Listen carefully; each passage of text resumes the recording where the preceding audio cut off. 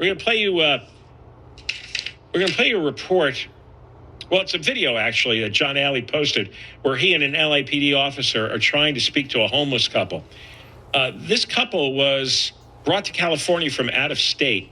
It turns out there's a human trafficking ring, or rings, very active, and it's affecting Los Angeles.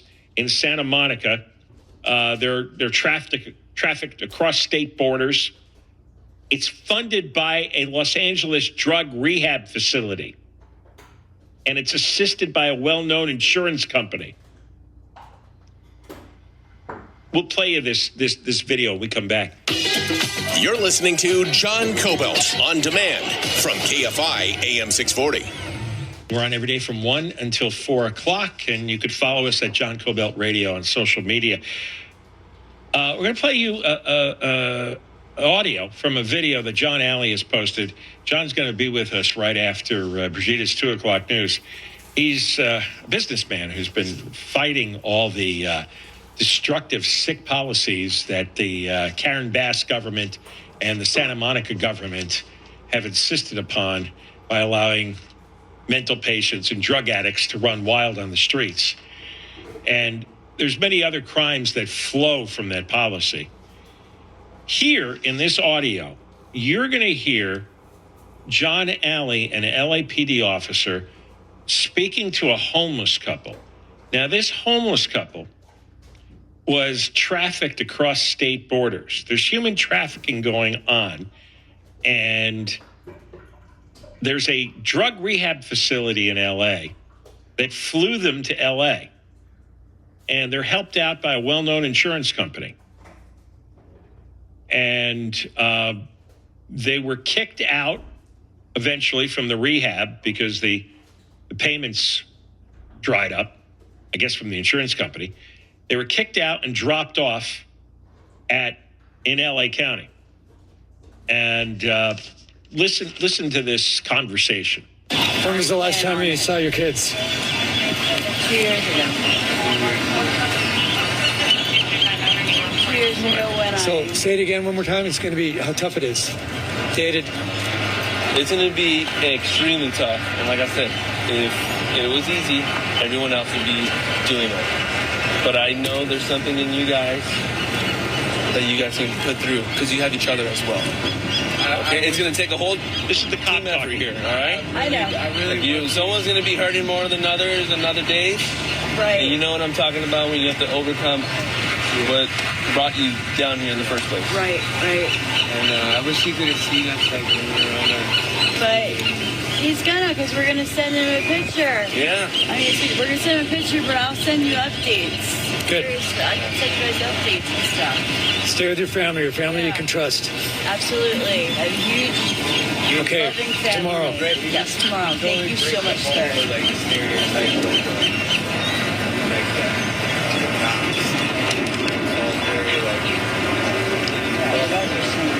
Well, I'm glad that we break the stereotype for police officers, but you know what? It all comes with the job. What we've got here are these rehab facilities, and they're funded with your tax money.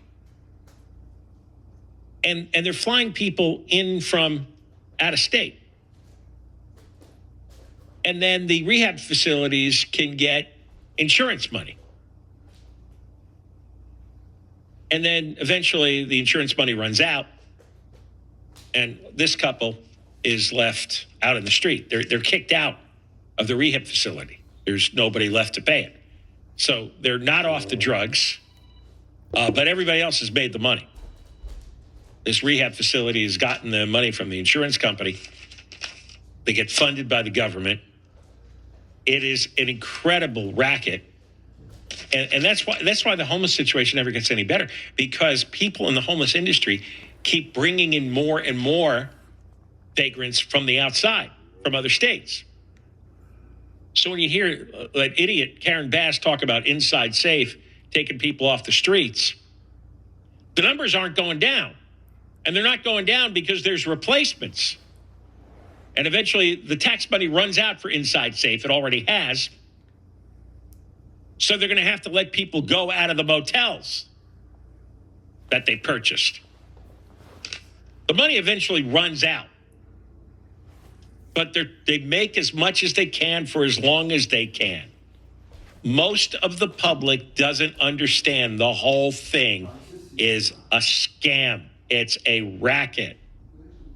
They take tax money, they take insurance money, they take donations from well-intentioned, progressive people. In the meantime, thousands of them die in the streets, but thousands of new ones come in. Karen Bass intentionally lies about the homeless numbers. When you look at her report, the county report, and then compare it to what the Rand Corporation did, an independent count, it's not even close.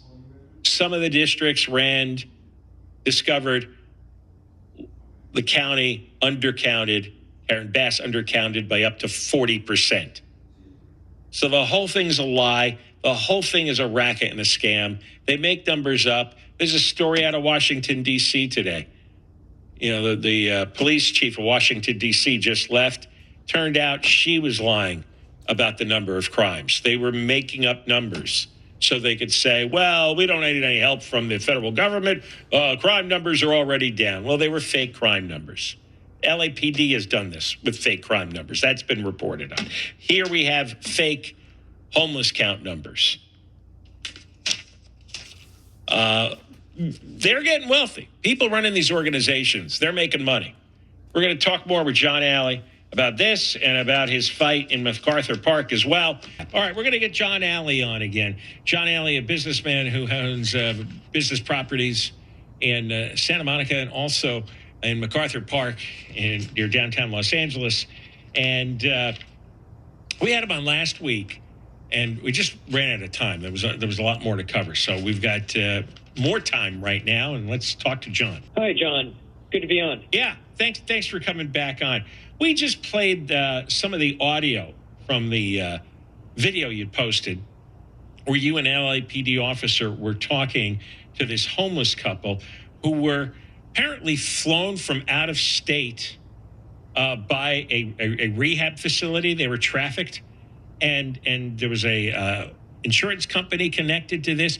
Can you flesh out some of the details here so people understand just what kind of a racket is going on here and how these people are being trafficked and just left out in the street at the end of it? Exactly what's happening. We have rehab clinics here with representatives in 3 to 4 other states recruiting people to come to LA to their rehab clinic here, whether it be in Culver City, Van Nuys, and a lot of them stay open 2, 3, 4 months, maybe a year, then they get shut down because they're found out. Their insurance, they work with the insurance companies. Their insurance cuts off the funding for this after 45 to 60 days, and they're actually driven to MacArthur Park. Most are driven to MacArthur Park or Skid Row. One was driven to a Santa Monica Park, and we're seeing this all the time. If you see the words MacArthur Park, mayor, and CD1 council member in the last 10 years, all it means is failure, drugs, cartels, gangs, and loss of income. In our view, Bass and the council member of District 1, they're community organizers. They've never run a business. They've spent $27 million to revitalize the park, and they treat the transparency as a burden. They've done everything but more police presence. So we searched some emails, and we got hard copy contracts, and we found out something very, very unusual. Quietly, through its department, the city's Department of Disability, they contracted with the Sidewalk Project. That's a firm using our tax dollars, small group to hand out needles, meth pipes, and then Eunices Hernandez of CD1 authorized on her own an additional $160,000 to expand it. So they're getting paid $88,000 a year on a non-exclusive basis, which means the city can hire additional nonprofits to do the same thing, and they're doing it. There's USC, there's UCLA street team. There's the people concern. The police officers that are doing their jobs, the sworn officers in the park and the surrounding area, don't like it. They describe this group as nothing but negative, and they have negative interactions with them. And they're handing out, the group is handing out needles and meth pipes in MacArthur Park. Funded by the city. Much of this is funded in other areas by the county. In MacArthur Park, it's funded by the city. And it's a case of ideology crashing into a reality of crime and death. These people are dying on the streets, 5 to 6 a day. It's awful. And I found it very strange because when I last spoke after the fires, when I last spoke to Mayor Bass, at beginning of February, end of January, I asked her if she would come out and in opposition to, and really force out the drug dealers. If we got rid of the drug dealers, we get rid of a lot of the drug traffic and the drug use. She said yes. She said she was totally against needle distribution. I said, Mayor, can I quote you on that? She said, yes, you can.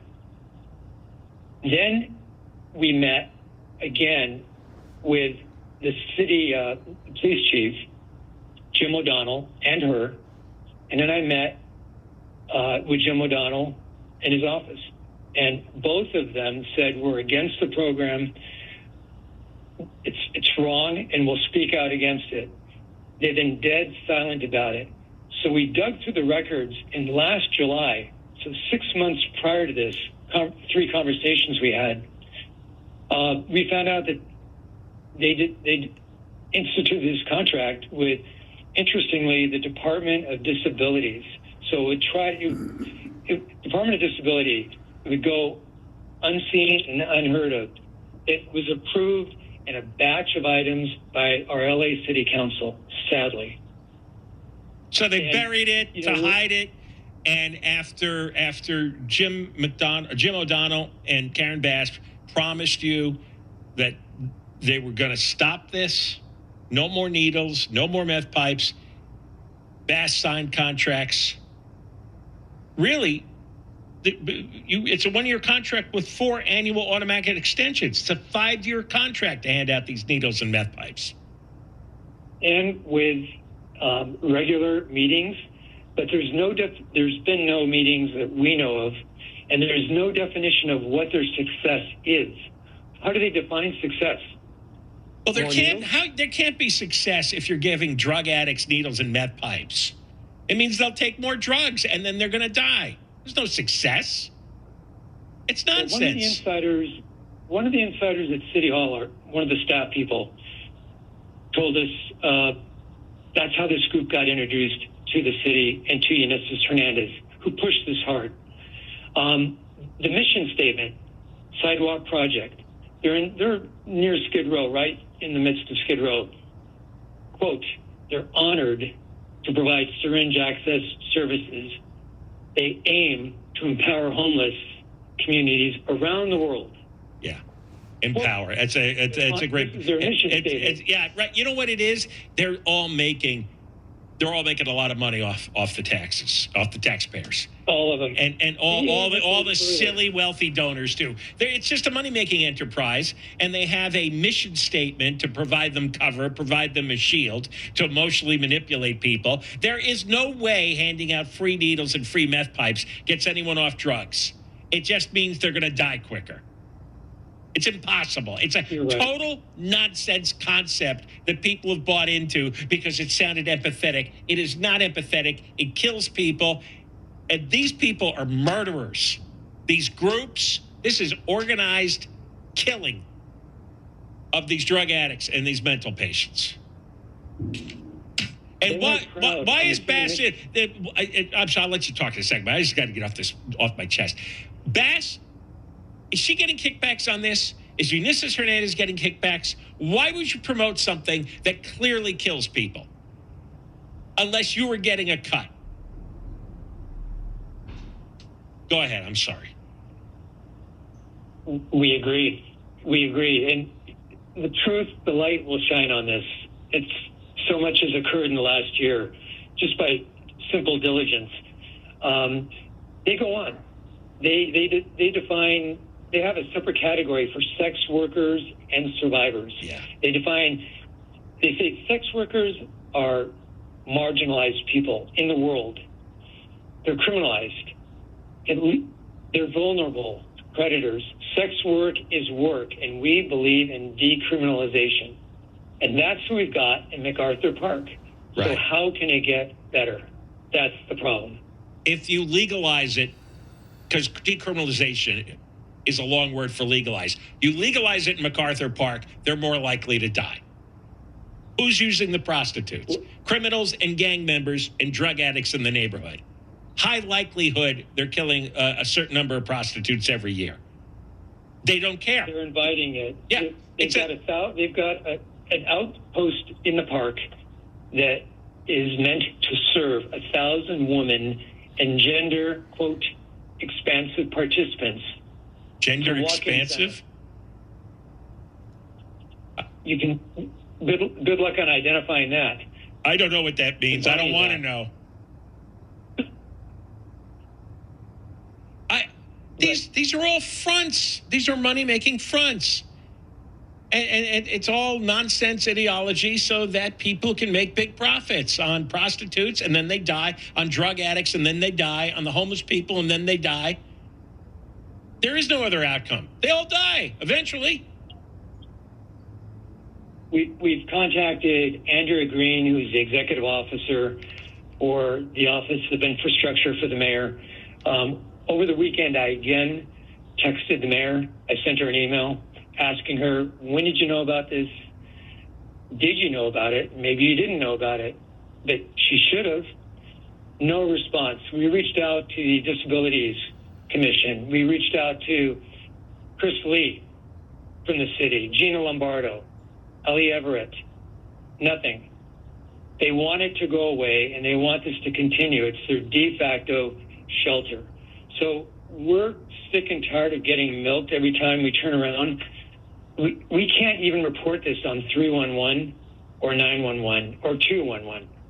So we posted, and we're working actually with 4 other cities. We've just begun with the highest homeless populations centered in their cities. We set up hotlines. We've got a hotline for LA. So if you don't have time to file a police report or you see something like this, I've tried to do it, and it's a 2-hour wait. And I've complained after I've waited 1 hour, and she said that the dispatcher said, hey, you're really lucky.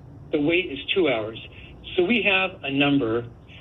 It gives you an incident report, an insurance supplement, text transcript, and it's all by AI, and it can't be changed later, which is happening all the time before it gets to the DA's office. The reports are changed. Things are taken out. It won't happen this way. So we've developed this number. We've sent back, our group has sent back, with the help of LAPD, the sworn officers dedicated on the ground, putting up with this nonsense. We've sent back, in the last 4 or 5 months, 30 people to over 27 different states. And the requirement is they can't have a court hearing coming up. They can't have a warrant for their arrest. They want to go home on their own, and they have a family member at the point of arrival to pick them up. And we've had a 100% success rate so far. John, can I ask you just one more question about this this human trafficking issue, where these drug rehab facilities are flying in drug addicts from out of state, and they'll stay for a few weeks, and insurance covers it, and then they're kicked off into the street. How does this work for the insurance companies? Because it's costing them money to pay for these out-of-state homeless people who suddenly show up here. I don't see the insurance. Yeah. Well, the insurance companies have a separate either obligation with the drug user and they work hand in hand with the broker from the nonprofit, the drug rehab. So they're in it. They know what's going on. There's no way that somebody that's a transient addict is going to be healed and back to normal in 6 weeks. It just doesn't happen.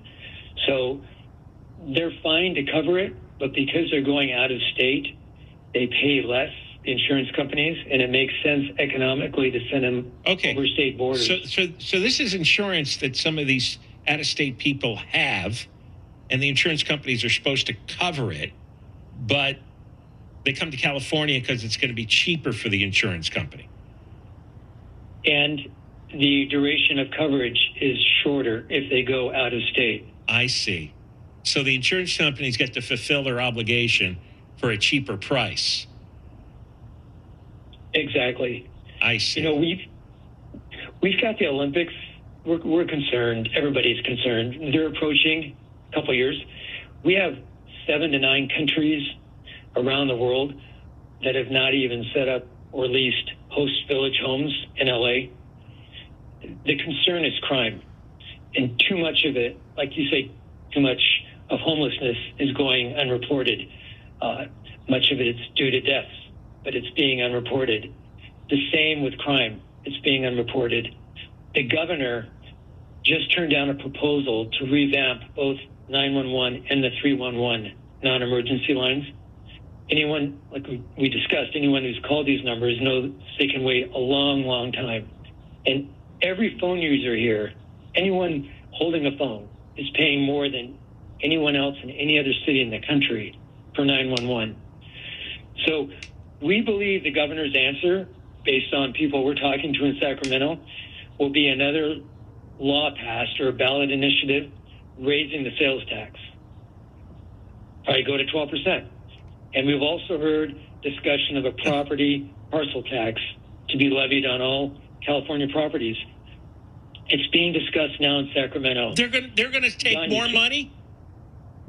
You can't fix stupid, and you shouldn't try to save it either.